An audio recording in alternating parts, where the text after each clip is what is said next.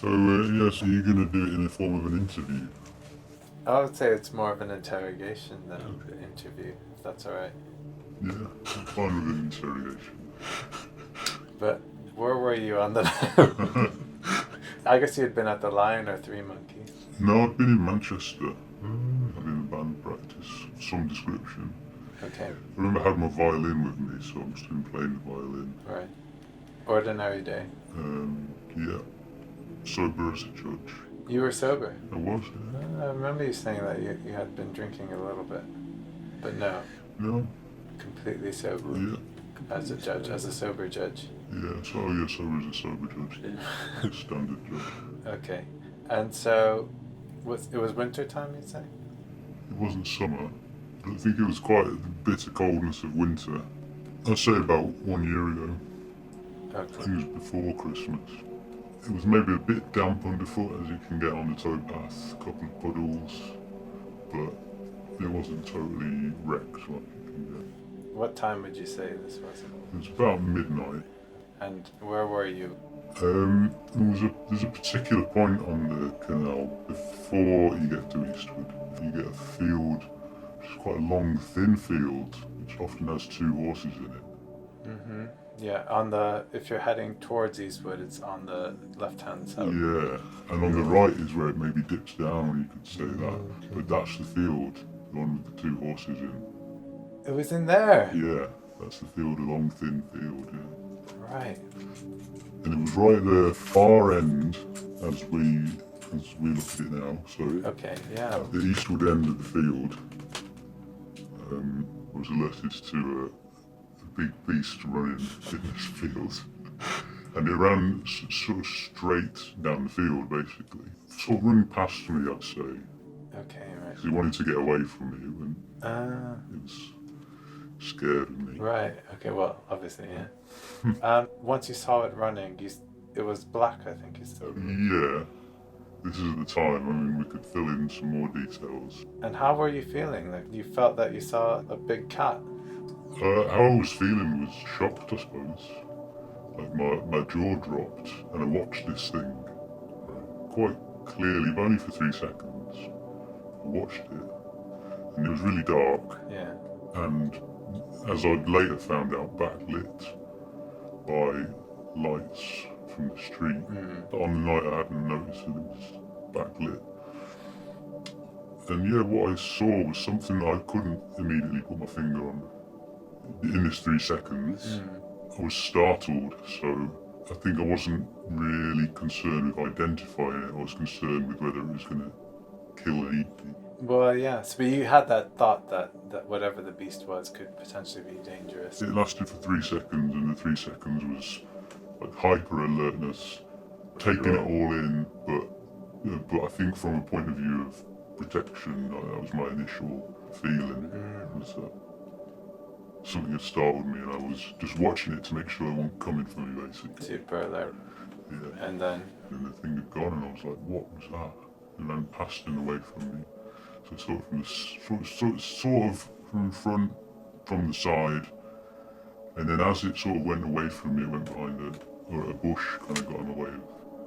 At its closest, how far away do you think you were? I think it was maybe about 10 meters away at its closest point. Right. And then after that, how did you feel? Did you just carry on the canal? So after that, I quickly just ran through all the things in my brain that could possibly have been and eliminated them, such as deer. You eliminated deer initially? Yeah, I did. I've seen loads of deer around here. It struck me as being a deer in those few seconds afterwards. Right. And so immediately I started replaying the incident in my mind. And very quickly I thought, this is very quickly actually, I mean, say it was the first 3 seconds I watched it. Within another, not much more than that, 3 or 4 seconds, I'd kind of thought through all the things that it wasn't. And I thought cat, I thought big cat by then. And then I started replaying it in my head again and again and again and again. And there was one early moment of fear where I kind of looked behind me and thought, hang on, if this is a cat, maybe I should be running home. That's what I was thinking. Yeah, there was a moment of that. After the 3 seconds, Yeah. what else you started walking and thinking about it? Yeah, exactly. Yeah, as I started walking, actually, it was like, should I be running? And yeah, then I kept replaying it in my head, and what struck me very early on was how quickly memory degrades into basically just a kind of couple of still images, which aren't really what happened. What didn't happen in still images.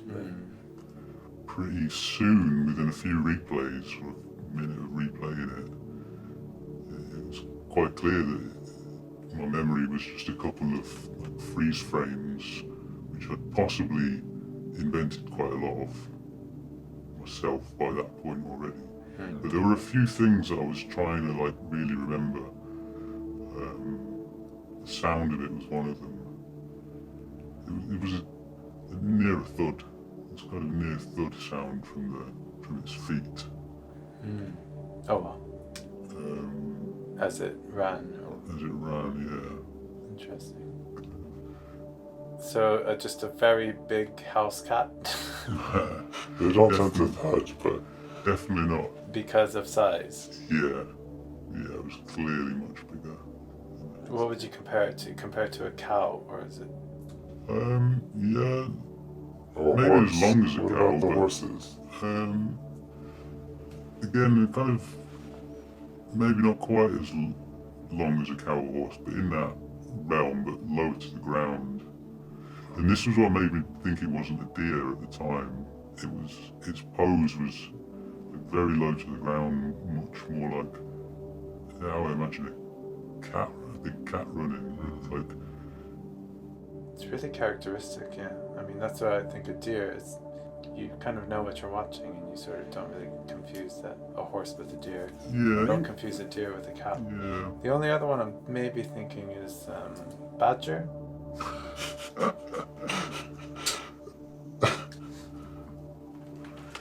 No, I mean, possibly 10 badgers in a deer suit collaborating, but not one single badger. I think even some of the big cats are not that big, but this was quite a large, big cat. We're getting towards tiger size or something. I mean, is that what we're describing as muscular and powerful? Is that Yeah. remembering? Yeah, I mean, okay, let me think. I suppose, yeah. And that's how it felt. And that thudding thing, because cats are quite sort of light-footed, aren't they? Yeah, well, I'd say it was on the softer side of a thud, but There was a way it was something which at the time kind of tallied with massive ferocious cat in my mind, but equally could be a small terrified deer or an average size. So you reckon deer is your best guess? Well, If upon it's not reflection, that. yeah. Alright. Deer is my best guess because it's the most likely. I think it's the behaviour of a deer. I think if you startle a deer at night, it legs it. I think a panther, if you startled it at night and it wasn't anywhere that I'd endanger it, it being a panther could have easily hopped over a fence that a deer wouldn't have bothered to hop over. I think a panther would have slunk off. It wouldn't have drawn attention to itself by legging it. But that could be wrong. That could be a way a panther would behave. Maybe it would get startled and run away. It's possible, yeah. Yeah. But the thing that made me think deer was reading something online, 24 hours afterwards, or no, it might have been 2 days afterwards, because for 2 days I'd convinced myself it was a panther. I got home and googled Panther Todmorden. And you found that Yorkshire was one of the hotspots for big cat sightings. That's right, yeah. And some nice pictures of them on golf courses in Huddersfield and Oh, right. that sort of thing. Then 2 days later, one of the things which made me twig, I can't remember who was writing, but someone saying that they thought maybe humans were sort of almost pre-programmed to see things as big cats because of our previous relationship with big cats. So it would have been one of our most fearsome predators Right. back in the day. Mm.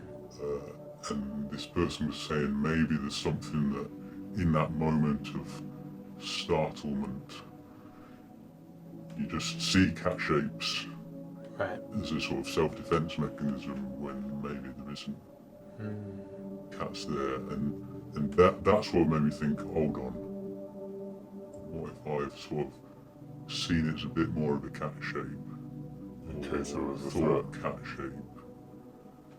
And yeah, that's when lots of things, then I started doing research, a bit more research into it, like walking back to the spot and realising that it would have been backlit by the lights from the street, which as I was walking home, that hadn't been part of my consideration. I just seen dark forest, like it was a very well moonlit night, it was a clear night, moonlit sky. And in my memory, the Panther had been lit up by the light of the moon. It's dark, but you know, it's a moonlit night, so I could make out the shape of this panther. Right. When I went back, I realised there was a lot of streetlights from behind, so whatever it would have been, it would have looked black, because it was backlit. I also went looking for clues, like footprints and stuff. That was pretty fun. And I interviewed some of the local farmers. Oh well.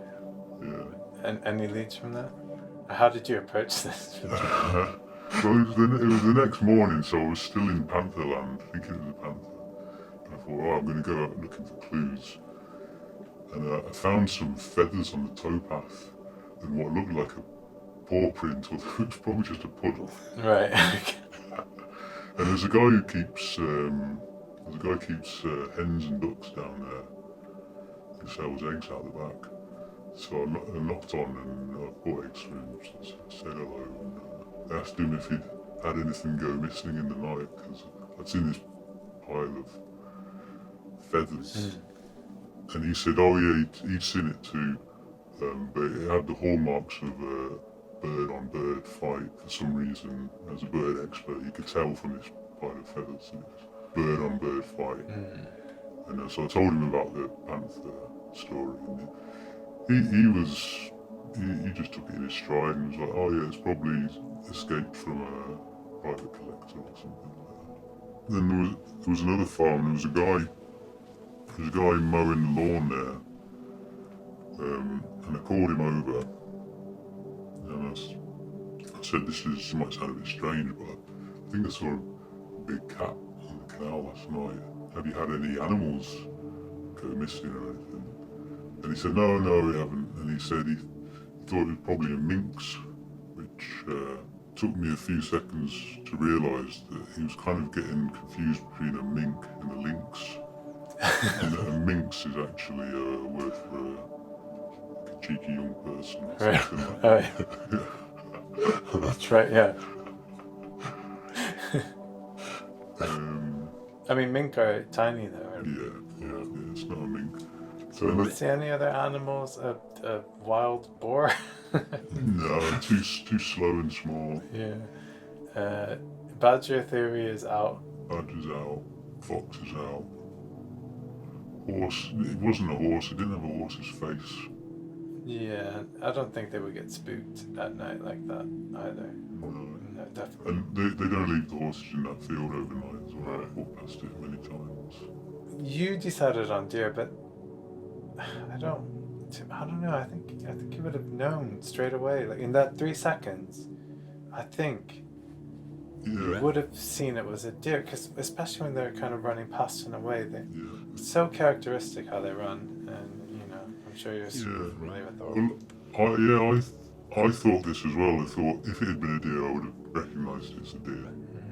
So what about in your investigation? It must have been interesting. Did you know about this feline encounter culture or whatever, like Big Cat UK?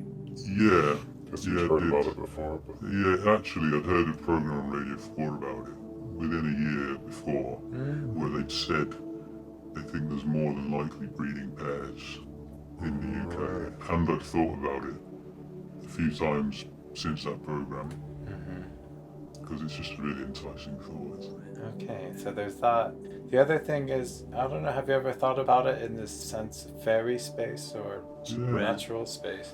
Well, absolutely, yeah. When I wasn't sure, as soon as I wasn't sure, that seemed to be something I could actually capitalise on. Maybe it was Yeah. just a moment of hallucination. I mean, it's so impossible to untangle all of those, right? I know you said you were sober as a sober judge, but it's never going to be answered, is it? It's kind of all of those things, I guess. Maybe it would be for me, but Yeah, well, I don't think it can't be answered. But I like treating it as some kind of, or thinking about it like some kind of visitation from some, I don't know, friendly beast that just wanted to say hello to me, or just popped up to snap me out of my mindset and make me think about things. I don't know. And when you think about it in that context, it does actually seem to. You can make your own story, I suppose. we've reached a conclusion with that. There's one other thing which I just remembered, which when I was doing my research, I came across a story which might be worth looking into, which was this guy saying he'd witnessed a big cat being hauled into the back of a van, like a police van or something, and he said this was Britain's big cat Roswell. Where was that sort of? This is in Yorkshire, I think. Britain's big cat Roswell. Oh well, yeah, that could be interesting to investigate. I like the part of the story about you approaching the farmers. They were like, they took it in stride, all of them, like Yeah. both of them. Pros, absolute pros. Just I've been watching the local minx population, and one of them was completely happy for it to be a big cat. Yeah.